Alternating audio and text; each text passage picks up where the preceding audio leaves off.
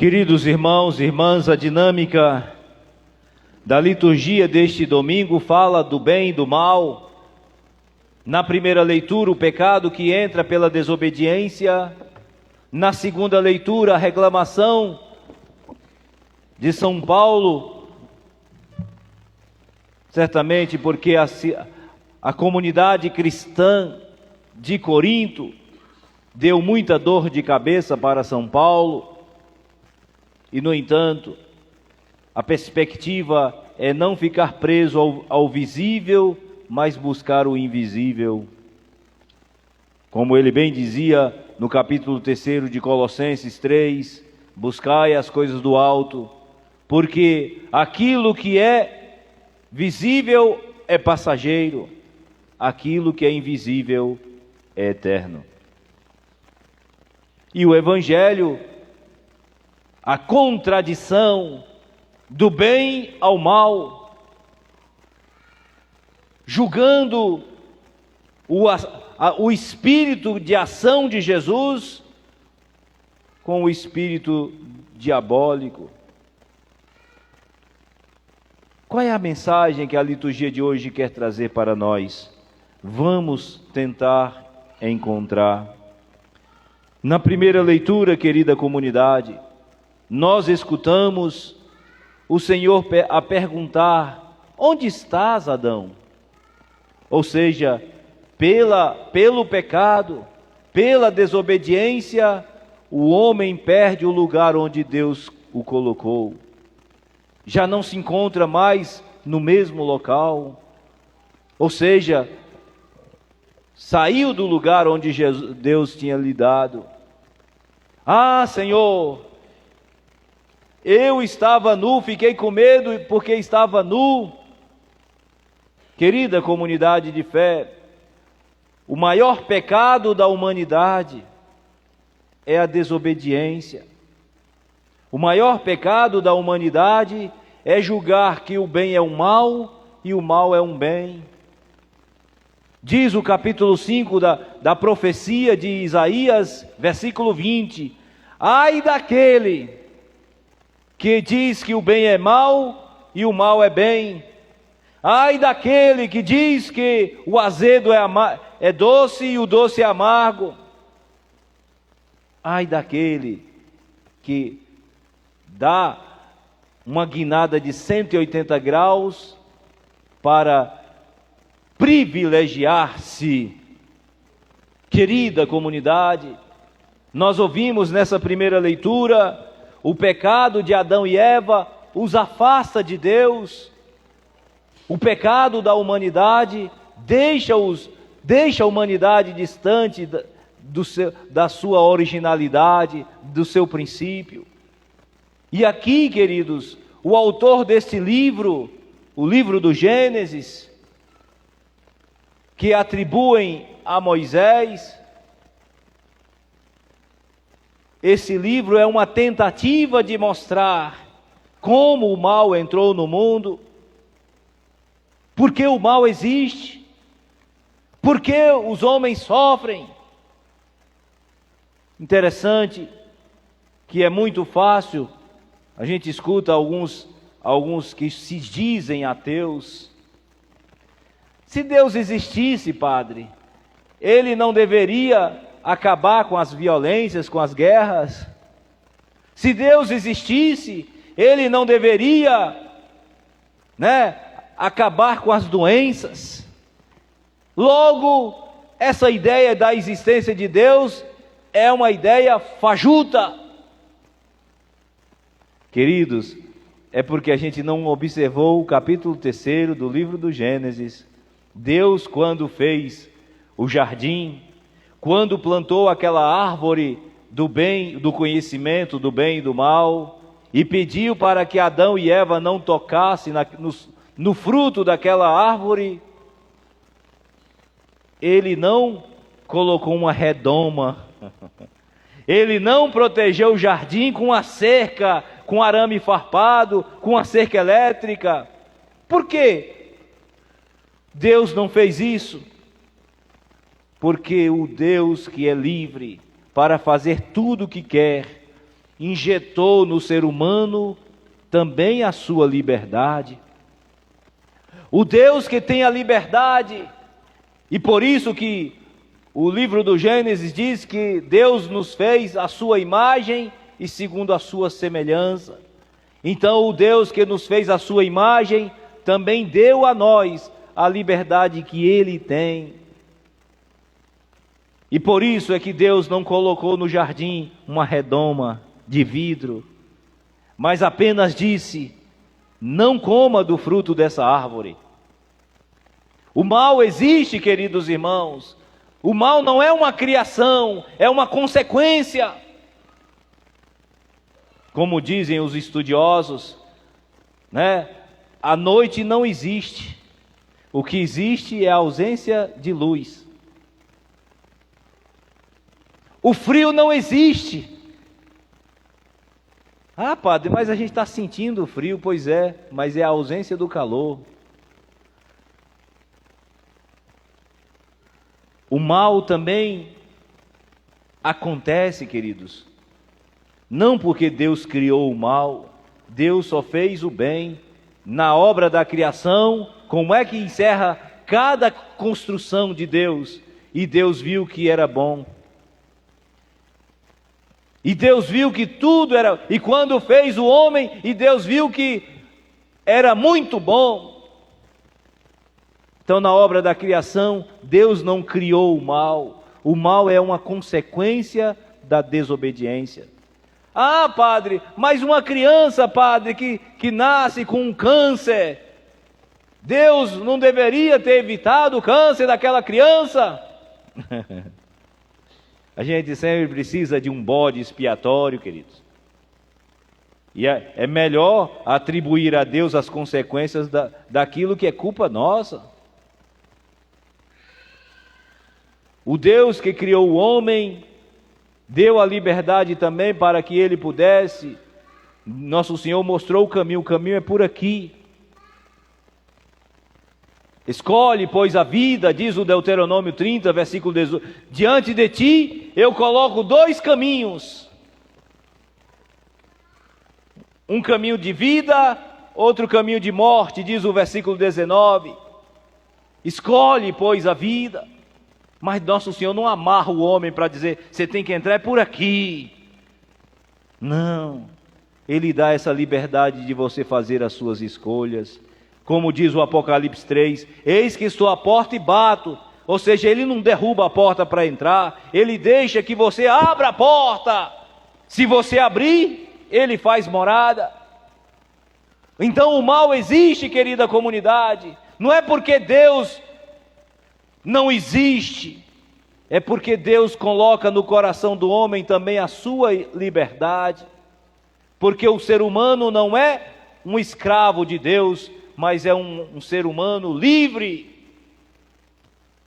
Então aqui que está o problema. Onde estás, Adão?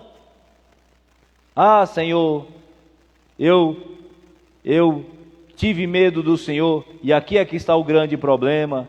Quem de fato tem Deus como um pai, quem de fato afunila a sua vida nele, pode ter certeza que não tem medo de Deus. Os que têm medo de Deus e olha Deus como um tirano, como um carrasco, é justamente aquele que passa bem longe dele. Deus é um pai que ama, que nos protege, que nos quer bem. Queridos irmãos, é preciso levar isso em consideração. Deus nos ama. E o que Ele espera, querida comunidade, ainda que você tenha pisado na bola, olha o pensamento do salmista de hoje. Senhor, diz o versículo 3º do salmo de hoje, se levardes em conta nossas faltas, quem haverá de subsistir? Mas em vós encontra o perdão, eu vos temo e em vós espero. Espera no Senhor, ó Israel, espera no Senhor, como um vigia espera o dia amanhecer para ir para casa. Espera no Senhor e tem coragem. Querida comunidade, nós esperamos pelo Senhor, A nossa confiança tem que estar nele. E aqui vem, por que é que Adão e Eva foram infelizes? É porque eles não esperaram no Senhor, esperaram na serpente, confiaram na serpente, confiaram que aquilo que a serpente dizia era o que ia dar a ele, a ela, a felicidade. Hoje, queridos, quero lembrar a todos que essa serpente, ela existe. E não é aquela cobra que você encontra lá no quintal da sua casa, não. É muito pior do que essa cobra. Porque ela vem, quando a gente olha para a serpente lá no quintal da nossa casa, como a gente não conhece, a gente julga que todas elas são venenosas e mata. Mas tem cobra que não tem veneno não, viu? Mas o problema é que quando a gente olha para a cobra, a gente já tem medo dela. Quero lembrar que a serpente, o diabo, é pior do que essa serpente que a gente vê nos quintais das nossas casas. E sabe por quê? Porque essa serpente que se chama Satanás vem travestido de beleza, vem travestido de coisas boas, de alegria, de prazer, de felicidade, de emoção. Oh, queridos, e é por isso que muita gente entra na onda dela. Como entrou Adão, como entrou Eva. Coma desse fruto. Deus falou para você não comer, porque Ele sabe, se você comer, você vai ser como Ele. Se você comer desse fruto, você vai ter também o conhecimento do bem e do mal. E aí, como a gente escuta de vez em quando, né? Não é problema, não é pecado não. Experimenta isso aqui. Não, bobagem, negócio de igreja. Experimenta. Vamos para ali, é bobagem esse negócio. A igreja é uma tirana. Não tem problema não, vamos. Quero lembrar a todos que o diabo, ele não vem como uma cobra mais, ele vem às vezes como um ser humano, como um amigo, como uma amiga, que chega lá de modo sorrateiro, querendo cultivar a sua amizade. E aí, para te levar para onde, padre? Para aquilo que lhe leva para o inferno. Aqui está, querida comunidade, a alegria de Deus é colocar o homem no jardim, e Ele assim o fez. O problema é que a gente fica cansado das coisas do jardim e procura outras paisagens. Aqui está, querida comunidade, e quando Deus falou a Adão, Adão, por acaso você comeu do fruto proibido? Olha, quando a gente está mergulhado no pecado, a gente nem sequer se dá conta que nós estamos no pecado. A gente está tão mergulhado no pecado que a gente nem presta atenção. E quando acontece alguma coisa na nossa vida, a gente atribui a Deus a culpa. Olha a culpa de Adão, olha o que Adão encontrou, a mulher que o Senhor me deu. Ele está querendo dizer só uma coisa: olha, Senhor, se o Senhor não tivesse me dado essa mulher, eu não teria pecado. Mas a mulher que o Senhor me deu, ela me trouxe aqui uma jaca e eu comi. Uma jaca. Ué, padre, não foi uma maçã? Eu não sei, você sabe. Se você tem essa certeza, tá bom, a Bíblia não diz. Querida comunidade, então veja, não é capaz de reconhecer que pecou. Quantas vezes, queridos irmãos, acontece isso nas nossas casas, né? O marido pisa na bola com a esposa, mas não tem a humildade de voltar atrás e pedir perdão e reconhecer que farrapou. Inventa um monte de desculpa. Isso aconteceu porque você encheu meu saco, minha paciência, eu me cansei de você. Olha, não tem a humildade de reconhecer que pisou na bola é porque foi fraco. A mulher também, né? Briga com o marido. Aí começa a botar a culpa no marido. É porque você enche minha paciência. Ou seja, não reconhece que... E aqui, queridos, eu quero dizer uma coisa para vocês do fundo do coração. A gente peca, não é por causa dos outros não, é por causa das nossas culpas. Viu? A gente precisa aprender a não colocar nos outros a culpa. A culpa é nossa, a gente que quis pecar. Viu? Está na hora da gente assumir as nossas responsabilidades. Às vezes fica, sobretudo hoje, a gente vê uma juventude que fica culpando os pais por causa das suas desgraças. Está na hora da gente parar assim e dizer, eu sou livre. Eu não dependo deles para ser feliz, mas uma felicidade verdadeira.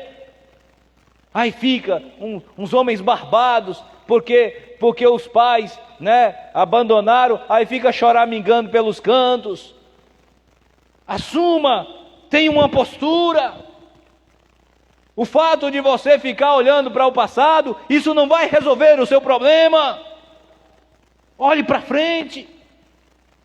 Tem aquele Cortella, eu acho muito interessante, ele diz que a perspectiva do futuro é como um carro, é um para-brisa, tem o para-brisa e tem o retrovisor. O retrovisor sempre é menorzinho e o para-brisa é uma janela bem grande para frente. Aí ao invés de ficar olhando para frente, a gente fica olhando o retrovisor para trás. Quem olha no retrovisor está propenso a bater o carro. É preciso olhar para frente. Assim também é a nossa vida, queridos cristãos. Deixemos de lado esse negócio. Eu sou assim porque fulano me fez assim. Mas você também está assim porque você permitiu. Porque você quer. Pare de ser escravo dos outros. Assuma a responsabilidade dos seus erros e das suas qualidades. Aí Deus vai a Eva também diz, Senhor, a serpente me seduziu. Ou seja, nunca assume a responsabilidade. Oh, queridos, certamente aqui nós vemos o orgulho. O orgulho, uma pessoa humilde vai sempre reconhecer os seus defeitos. Uma pessoa humilde, porque uma pessoa humilde, ela sabe, de fato, que pecou, que farrapou ou que não pecou. E aqui eu posso até dizer uma coisa do fundo do coração: só faz uma boa confissão quem é humilde. Os orgulhosos, os prepotentes, eles não confessam de verdade. Só os humildes, aqueles que rasgam o coração sem medo de dizer, eu pisei na bola assim, assim, assado. E pode ter certeza, aqueles que rasgam o coração voltam para casa justificados, voltam para casa mais felizes. Aqueles que ficam cobrindo, disseram que eu tenho que confessar, e chega lá embromando. Ao invés de contar os seus pecados, fica contando o pecado dos outros. Querida comunidade, está na hora da gente assumir o nosso papel e ter postura. A primeira leitura ainda encerra dizendo, Deus naquele momento colocou inimizade entre o diabo e a mulher. Mas é interessante que essa mulher aqui não é a Eva não, viu? Porque ele usa o verbo no futuro do indicativo, porém, ou seja, está lá na frente, porém inimizade entre ti e a mulher, entre a tua descendência e a descendência dela. Muito bem, queridos, não precisa tecer tanto comentário agora, porque vocês sabem quem é essa mulher. Vocês sabem muito bem que essa mulher aqui é aquela mulher do capítulo 12 do Apocalipse.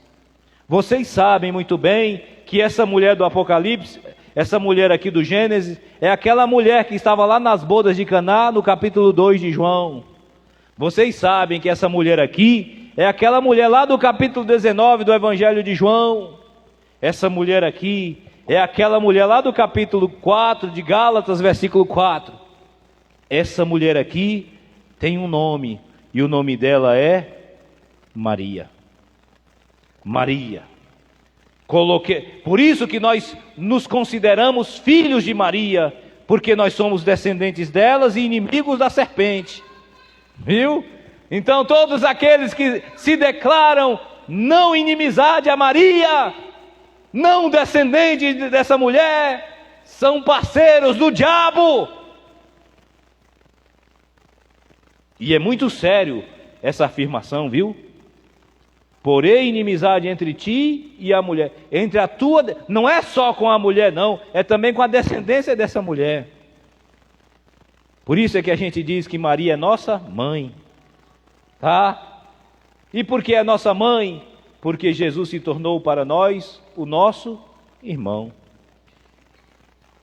Logo, se Jesus é filho de Maria e nós somos irmãos de Jesus, gerados pela graça, pelo sacramento do batismo, logo, nós somos descendentes da mãe dele. Está vendo? Mas vamos deixar de lado aqui, vamos para o evangelho de hoje. Que coisa fabulosa, queridos irmãos. Nosso Senhor já tinha feito tantos milagres. Ele tinha curado um aleijado em Cafarnaum. Ele já tinha curado, por exemplo, a sogra de Simão Pedro. Ele já tinha curado um leproso, né, lá na Galileia. Ele já tinha curado o homem da mão seca, que inclusive encerrou o evangelho de domingo passado. Então todo mundo agora corre atrás de Jesus. Para quê, padre? Por causa dos milagres, viu, Maria? Por causa dos milagres. É por isso que a gente precisa entender, quando Jesus falou, quem é minha mãe? Quem são meus irmãos? Minha mãe e meus irmãos são todos aqueles que fazem a vontade do meu Pai que está no céu. Não é aquele que vem atrás de mim esperando um milagrezinho, não. É quem faz a vontade do meu Pai. Tem gente que pega esse texto aqui para falar mal de Nossa Senhora, mas não tem nada a ver. Entendeu? Jesus está aqui, queridos, é porque Ele fez muitos milagres. E o povo de cabeça dura não entendeu. E aí Jesus perde não perde as rédeas não, mas ele fica muito irado. De modo que quando o povo olha para Jesus, pensa que ele está possuído por um diabo. Jesus estava alterado. Porque a gente só conhece Jesus assim, manso, né? Não é ele mesmo que diz, eu sou manso e humilde. Vinde a mim, você que está cansado. Mateus 11, eu vos darei descanso, o meu jugo é suave, vem a mim. Então a gente olha para Jesus e vê Jesus só bonzinho, mansinho, que fala palavras doces, que eu chego derreto todo, parece uma manteiga numa chapa quente. Mas quando Jesus começa a falar bravo, aí fala, esse não é Jesus não, é uma entidade que entrou nele. Por isso que disseram que Jesus estava com cão no couro. Mas eu quero lembrar a vocês que em muitas passagens, Jesus, né, ele não perdeu o equilíbrio porque ele é Deus. No entanto, ele ficava chateado com as atitudes. Por exemplo, lembra do capítulo 2 de João, versículo 19, seguinte, quando Jesus chutou o pau da barraca lá no templo, derrubou as mesas dos cambistas. Pois bem, ali é Jesus também, viu? Tá certo? Lembra do capítulo 6 do Evangelho de João, a partir do versículo 60, quando muitos deixaram de seguir Jesus, porque as palavras dele eram muito duras, e Jesus olha para os apóstolos e fala, e vocês também não querem ir embora também não? Muito bem. Então Jesus não está aqui com um cão no couro não, é porque o pessoal pensa que Jesus é besta. Inclusive hoje, a gente corre atrás de Jesus só para buscando milagre. Se eu tiver com a disenteria, eu corro atrás de Jesus. Se eu tiver com saúde, eu nem lembro dele. Tá vendo? Por isso, querida comunidade, que a gente precisa entender, quando Jesus falou, quem é minha mãe? Quem são meus irmãos? Minha mãe e meus irmãos são aqueles que não estão preocupados com milagres não, mas são aqueles que fazem a vontade de Deus que está no céu. E aí vem um recado para aqueles que disseram que Jesus falou, desvalorizou a sua mãe. Quero lembrar a todos vocês que Jesus era um bom judeu, viu? Um obediente, obsequioso das leis. Inclusive, quando ele morreu e ficou sepultado no sábado, ele estava cumprindo a lei, viu? Descansou no sábado. Beleza? Muito bem. Jesus, no entanto, ele era obediente também aos seus pais, e diz o Evangelho de João 2. Então, logo, Jesus não pisava na sua mãe, não. Aqui ele quer dar uma conotação maior ainda do valor da sua mãe, porque a sua mãe não é só mãe porque gerou Jesus, ela é também mãe porque ela faz sempre a vontade do seu Pai que está no céu. Não foi a mesma quem disse, Lucas 1:38, eis aqui a serva do Senhor, faça-se em mim segundo a vossa vontade. Então logo, queridos católicos, Maria é mãe porque gerou Jesus, Maria é mãe porque fez a vontade e fez sempre a vontade do Pai de Jesus. Então fica aqui esse recado para todos nós. Ô padre, o Evangelho tem uma nota aí que eu não entendi.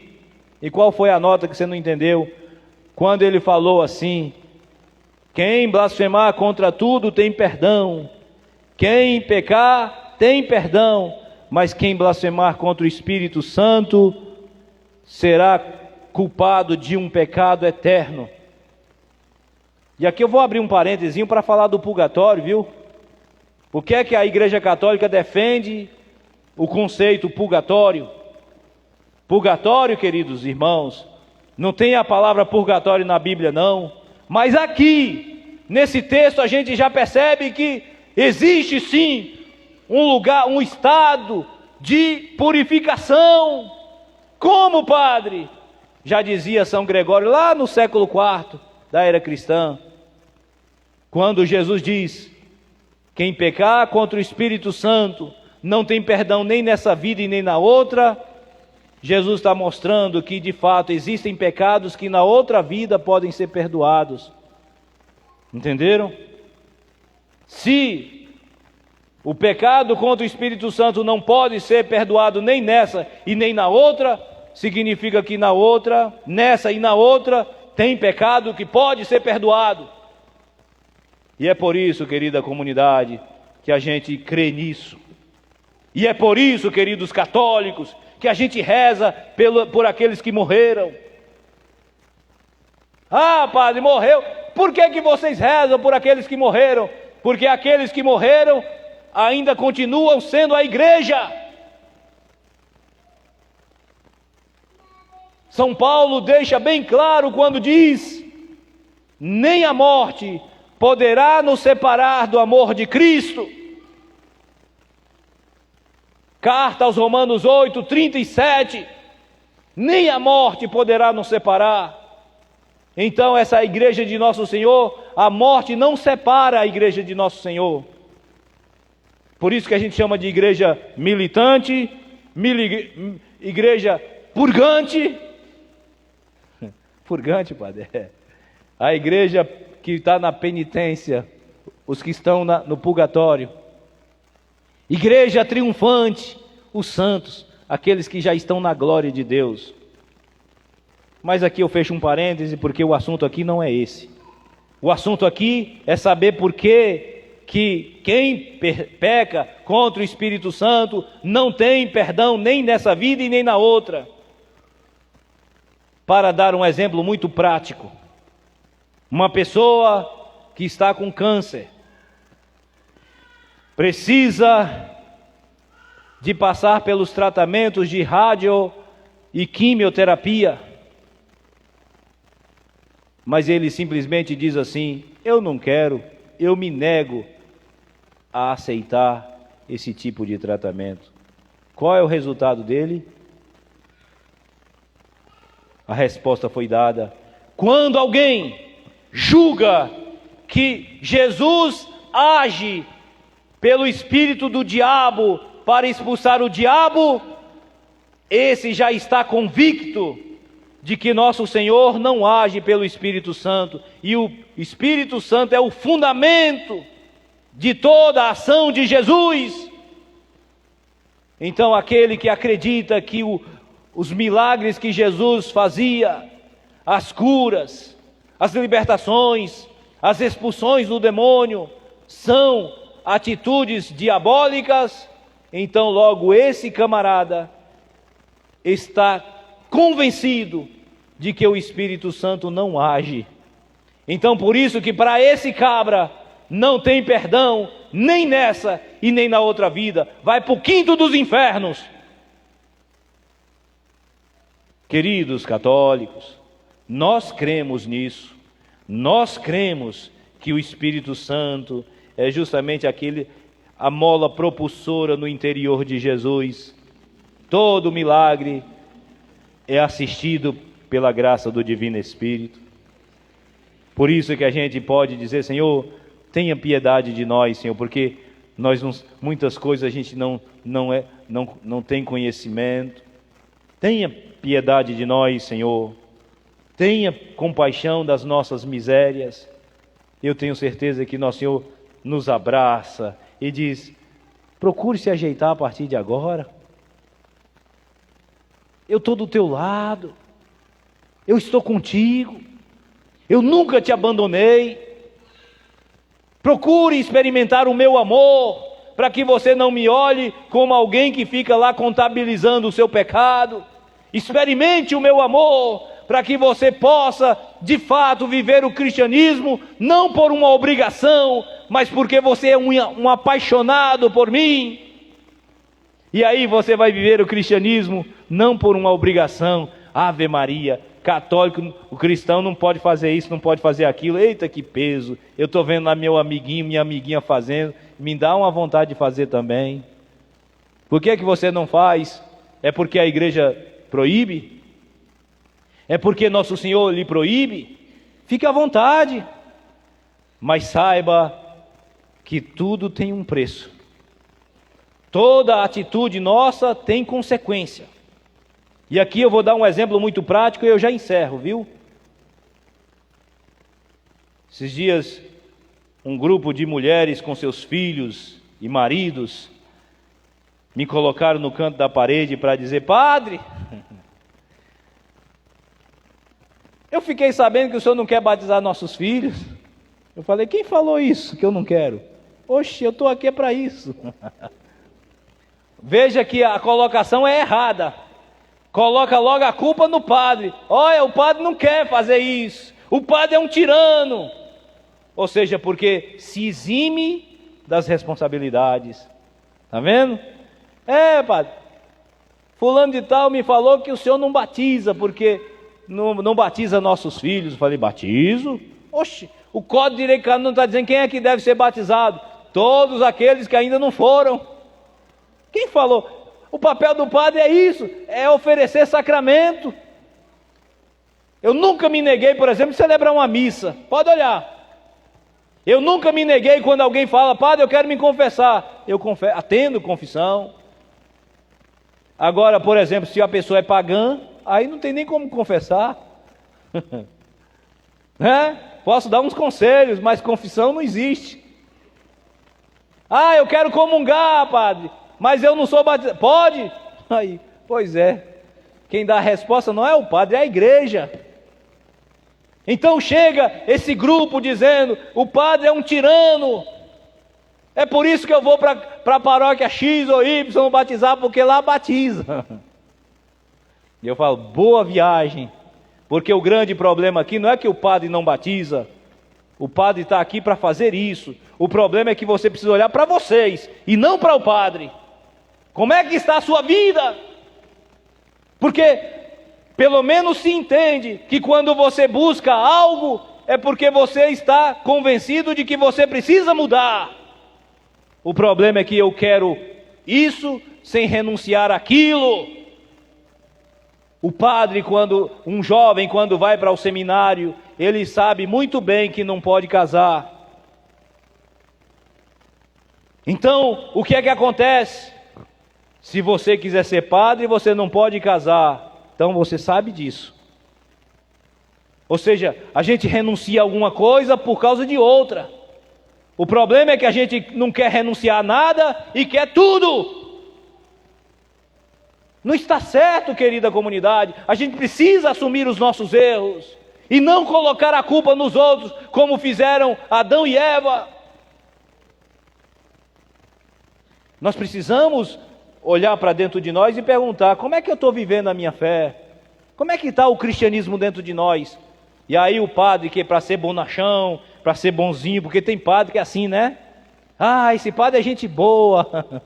Por quê? Porque ele faz tudo que a gente quer. Eu quero lembrar a vocês, queridos filhos, que se o seu pai permite você fazer tudo, esse pai não é um pai, é um palhaço. Se seu pai nunca brigou com você, nunca reclamou de nada, cuidado, porque ele está te treinando para você cair num buraco sem volta. Porque o pai que ama, cuida, briga, puxa as orelhas, chama na chincha. Leia, né? Eu trago aqui umas notas para vocês lerem em casa. Provérbios 13, versículo 24. Leia lá o que está lá. Provérbios 29, versículos 15 a 17. Leia o que está lá. Eclesiástico 30, versículos 1 e 2. Leia o que está lá. O pai que ama, corrige. Agora o pai que não ama, não está nem aí. É o menino fazendo o que quer da vida e o pai só dando risada. Querido filho, se você tem um pai desse, eu quero lhe dizer do fundo do coração e sem medo de errar: você nunca teve um pai. Porque pai chama, educa, ama, quer bem, e porque quer bem, corrige. Eu sei que é dura a correção, não é fácil. Dizer que uma correção, uma bronca deixa a gente animado, é só se a pessoa tiver biruta, né? Porque uma correção não dói. Digo para vocês do fundo do coração do padre, me dói na alma quando eu tenho que dizer não para alguém. Porque a minha ideia não é dizer não, é sempre dizer sim. Mas tem coisa que não dá para dizer que está bom. Assim também é um pai. O pai com certeza quer sempre dizer sim para o filho. A mãe quer sempre dizer sim para a filha. Mas tem coisa que não dá para dizer sim. É preciso chamar: venha cá, minha filha, porque mamãe te ama do fundo. Aquela tua coleguinha lá não te ama não, viu? Porque ela não está nem preocupada com o seu futuro. Ela não está nem preocupada com a sua formação, o seu caráter, a sua dignidade.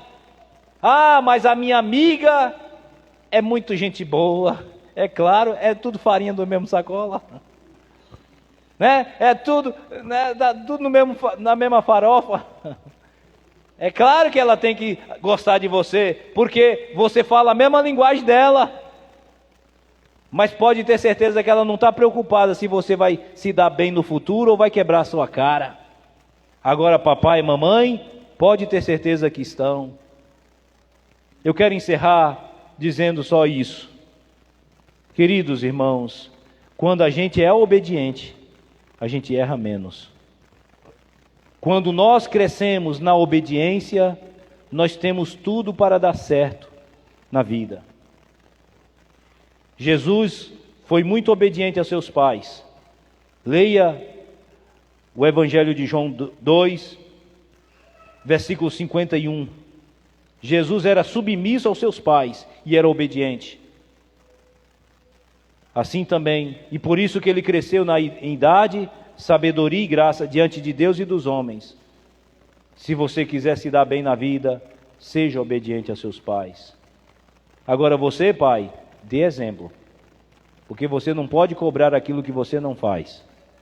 Dê testemunho com a sua vida, para que aquilo que você pedir ao seu filho, ele não possa dizer assim: pai, por que o senhor está me pedindo isso se você não faz, se o senhor não faz isso?